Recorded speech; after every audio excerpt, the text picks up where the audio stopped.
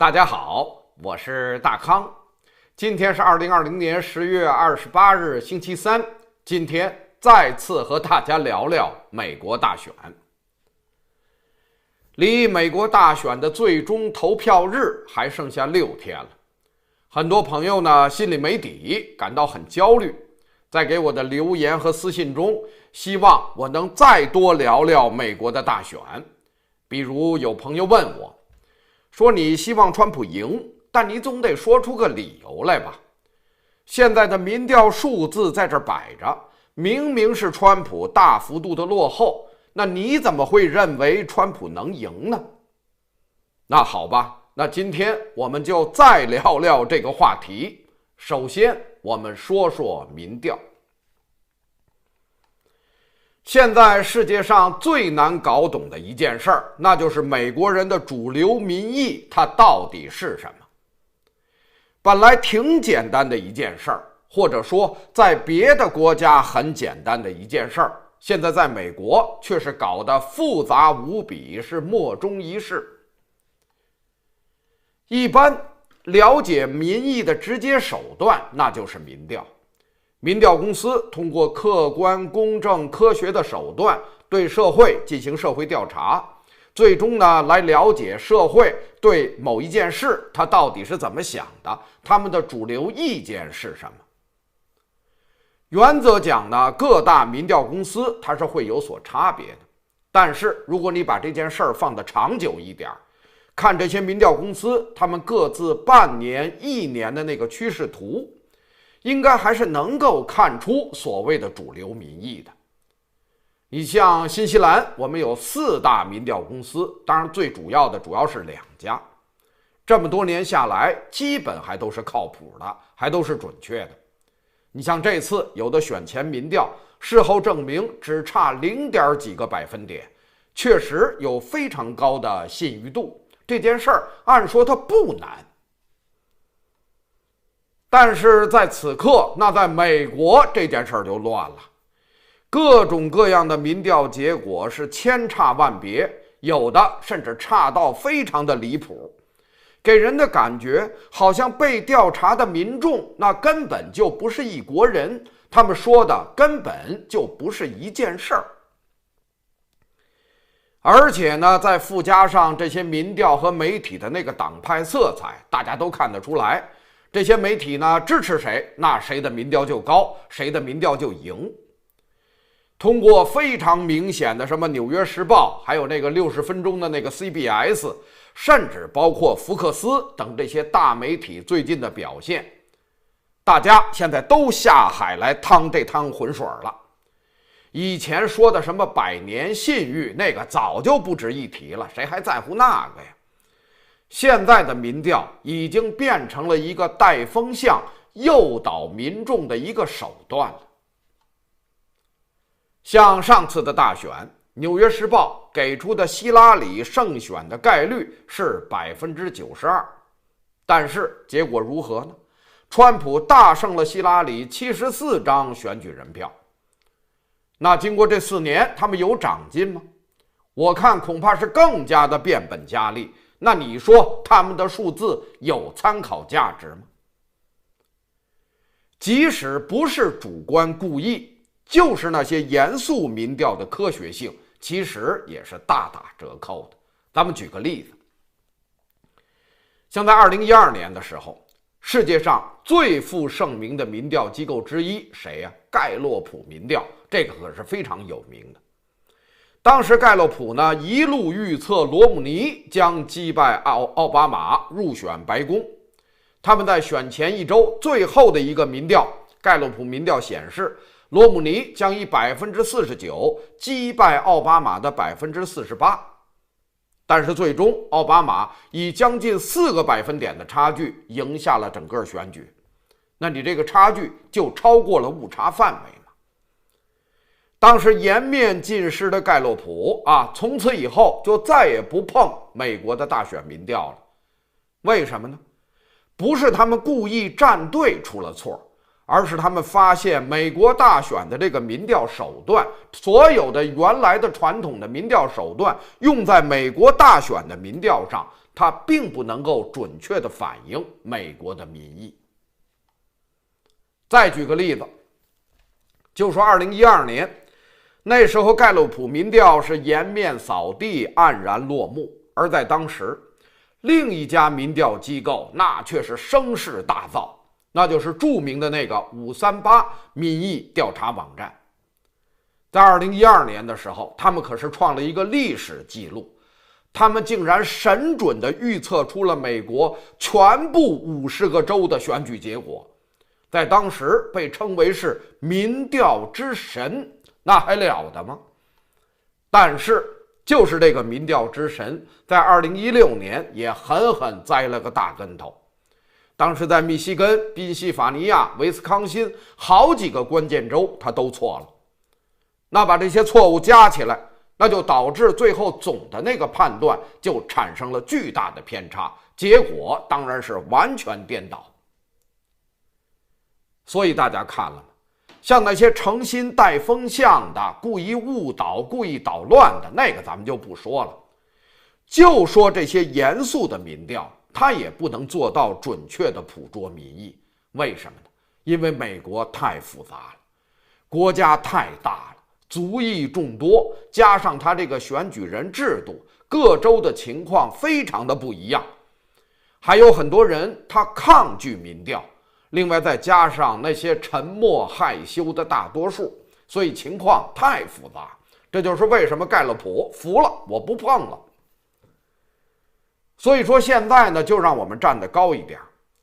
看着眼前这口锅里那些咕嘟咕嘟冒泡的这些各种各样的民调，我想给这口锅一个标签贴上去，那就是不可信。当然了，如果您只想找自己爱听的选自己爱看的那些民调，是只见气泡不见锅，那就是您自己的选择了，这个我也没办法啊。那说到这儿，民调既然不可信，那还有别的渠道和方式来了解美国的民意吗？当然有了。所以今天呢，就给大家介绍其他的几个关键的指标。最近这2天，我读了几篇文章，我发现呢，有美国亚利桑那州立大学的吴旭教授、哈佛大学的斯科特博士等几位专家，他们这几位呢，都不约而同地提到了以下这几个方面。咱们看看这些角度到底都是些什么。几位专家同时提到的一个，那就是新增注册选民的人数。美国大选的一项历史数据显示，在大选前获得更多新增注册选民人数的党派和候选人，几乎毫无例外的会获得选举的胜利。也就是在大选之前突然增加了一些新的注册的选民，是明显支持这个党或者这个候选人的，那这个党派和候选人将会取胜。道理非常简单，新增选民数量这一个重要指标，它客观真实地显示了党派支持者的参与热情，显示了那些基层的竞选团队他们去挨家挨户的敲门，鼓动征召那些支持者的效率和最终的效果。这也显示了候选人的感染力和他的号召力。很显然，在过去的这几个月中，特别是在关键的那几个摇摆州里，包括亚利桑那、佛罗里达、北卡、宾夕法尼亚等等，川普在这个指标上都是遥遥领先的。以佛罗里达为例，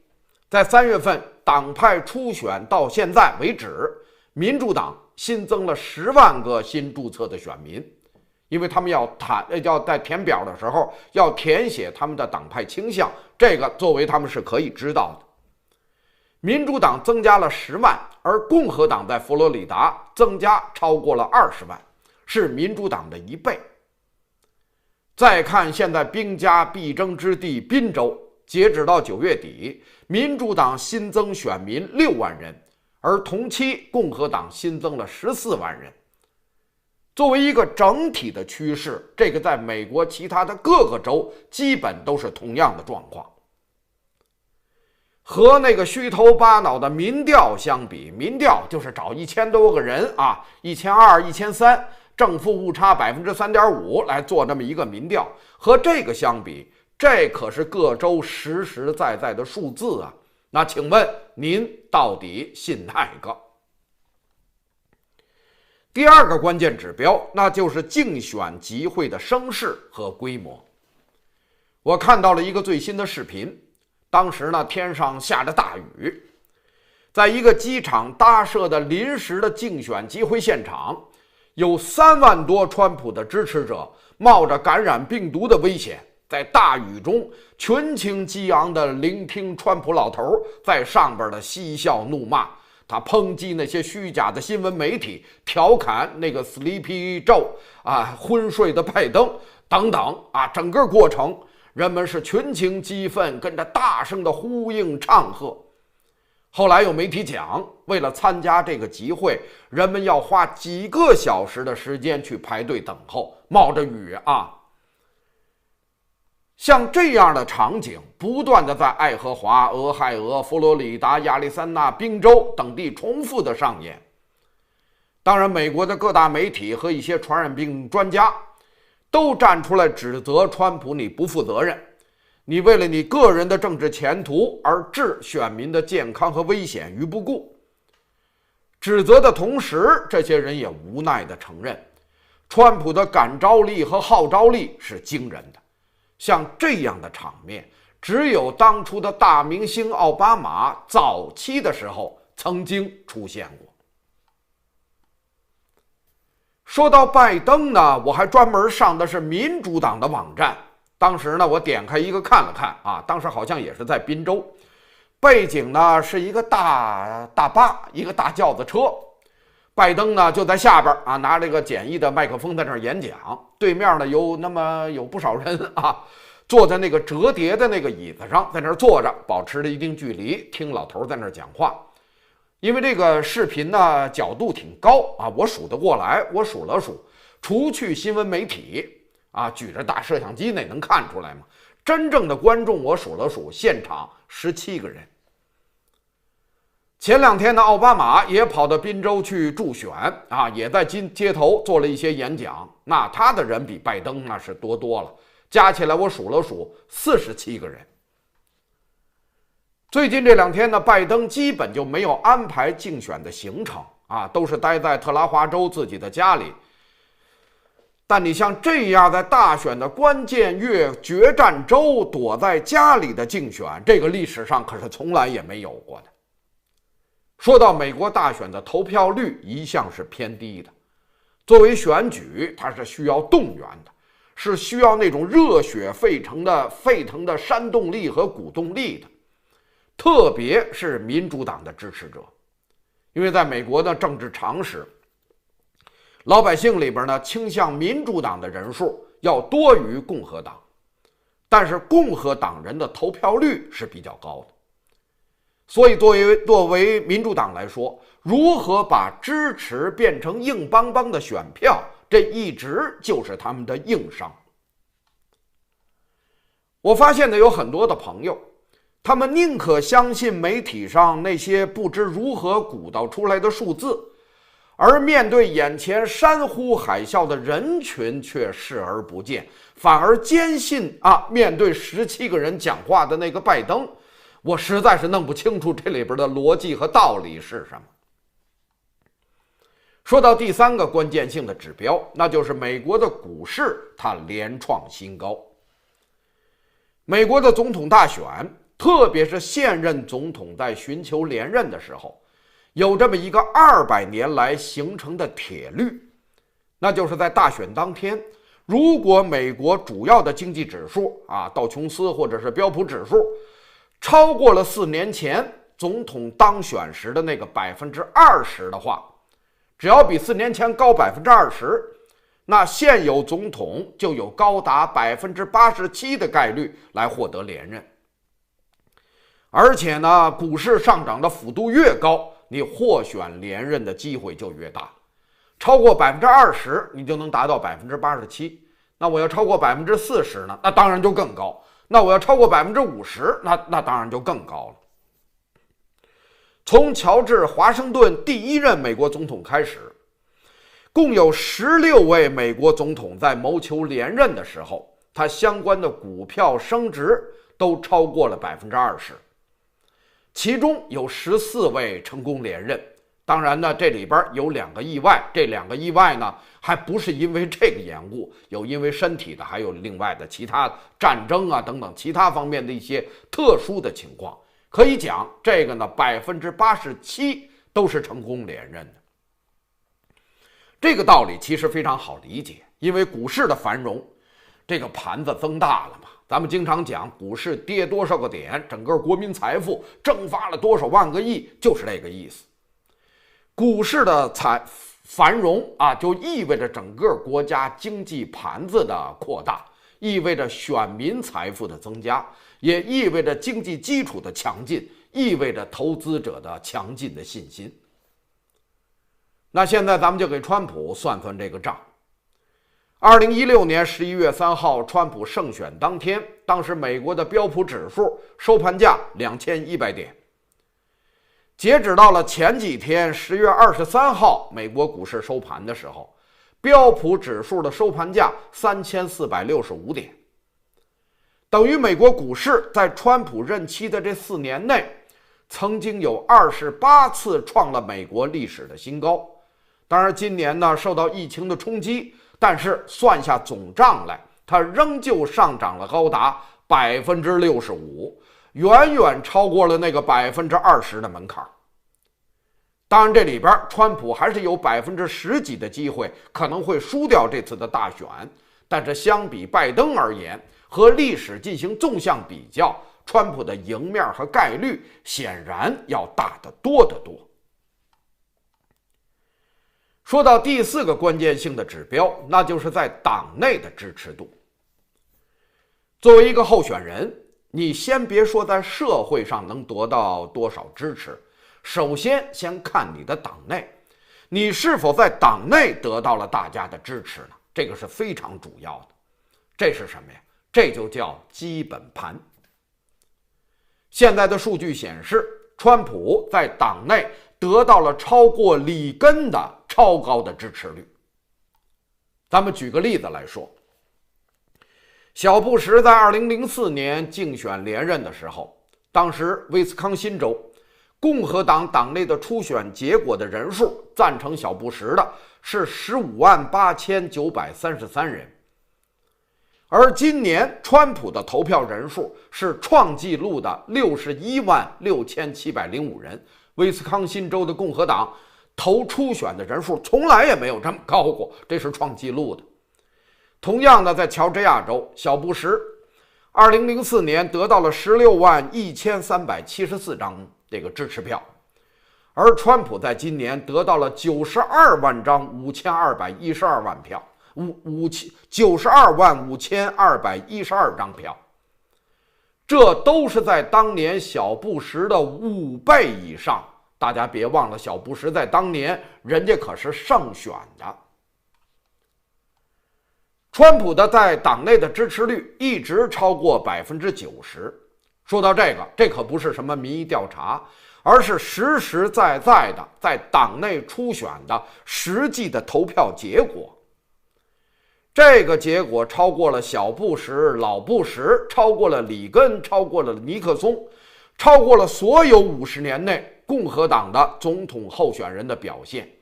别忘了，在这50年里边，中间可有过12次的选举啊。这说明什么？说明在党内是空前的团结，基本盘超铁。那几位都能赢，那你说川普他为什么不能赢呢？说到第5个关键指标，那就是大选最关键、最关注的议题，它到底是什么？几个专家呢归纳总结下来发现，前面说到美国的民调不准，基本都和川普有关。只要这个民调它涉及到川普，那各家民调的结果立刻就会天差地别，相差得很远，那些数字也就变得乱七八糟，完全就不能放在一块儿。但一说到别的方面的问题，这各大民调的结果就会比较趋同，他们的结论呢又会重新回到一致，看起来就变得客观，就变得理性了。换句话说，只要是和川普名字无关的民意调查，一般来讲还是比较正常，还是比较客观的。那现在我们就看看这次大选主流民众最关心的议题，最重大的议题，它到底是什么呢？很多人的第一反应，那肯定就是如何控制疫情啊。应该说到这一点，民主党他也是这么认为的。他们重点强调猛攻川普的就是这一点。川普被这个疫情搞得是焦头烂额，最后连自己都中招了。所以只凭这一点，只要死咬住美国死了22万人，拜登就以为他可以躺赢了。但是这几位学者专家们把这些民调做了一个综合归纳研究，结果发现遥遥领先于其他议题的，排在美国人心中最关注议题第一位的，竟然是 Law and Order 法律和秩序，这个占比超过了40%。而排在第2位的就是重振经济，整个占比超过了30%。而疫情的控制仅仅排在了第3位，占比小数点刚过15%。但是说到维护法律和秩序和重振经济，说到这2点，比较川普和拜登，那大家肯定认为这是川普的强项。这个是这几个专家学者从那帮乱七八糟的民调里边给扒拉出来，给提炼出来的。那很多人不是迷信民调吗？那好，那上边的这个结论，您是否认同，是否相信呢？说到第6个关键的指标，那就是非洲裔和西班牙裔的迷局。有学者总结说，以往民主党赢得大选的几个关键性的因素，硬指标，其中就包括民主党必须要赢得90%以上的非洲裔的投票。另外一个关键指标，那就是必须赢得60%以上的西班牙裔的选票。这2个条件缺一不可，必须同时满足，缺一个你就赢不了。这是一个历届大选的规律啊，所以说这是什么呢？这就是民主党的基本盘。但是这次呢，连支持民主党的左派的媒体和民调现在也不得不承认，这次的投票率可能会不如奥巴马时代，而且拜登可能根本就守不住这2条底线。川普在这4年在这些方面可是下了大功夫的。川普呢，大规模的减税，他一口气删减了超过2000多项限制中小企业经营发展的法律法规，同时他大力的打击非法移民，结果从根本上就改善了少数族裔主要从事的商业和服务业。没有了非法移民和这些少数族裔来抢饭碗，结果非洲裔和西裔的就业率至少在2019年年底的时候都达到了历史的最高水平。这些人的收入和福利都在稳定的增加。即便是经过了这次疫情的冲击，但是以非洲裔和西班牙裔为代表的少数族裔这几年可是实实在在的获得了利益的，这个是不能否认和抹杀的。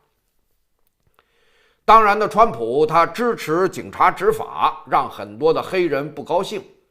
但是作为绝大多数美国的少数族裔，有另外的一个调查发现，他们发现其实这些人作为少数族裔，他们比主流社会的白人更关注社会安全和社会治安，对法律和秩序其实更加的关注，因为他们是弱势群体。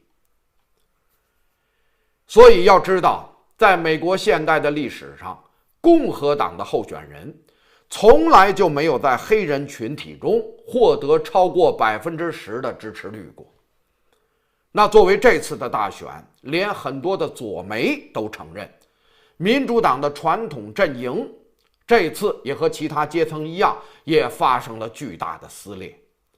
人们呢，不再像以往一样简单的以肤色来决定一切，这次的意见也不是很统一。左派媒体的民调嘛，说川普在黑人社区中获得了超过15%以上的支持，在西班牙裔中获得了超过40%的支持率。学者认为，其实真实的情况比这个要更高。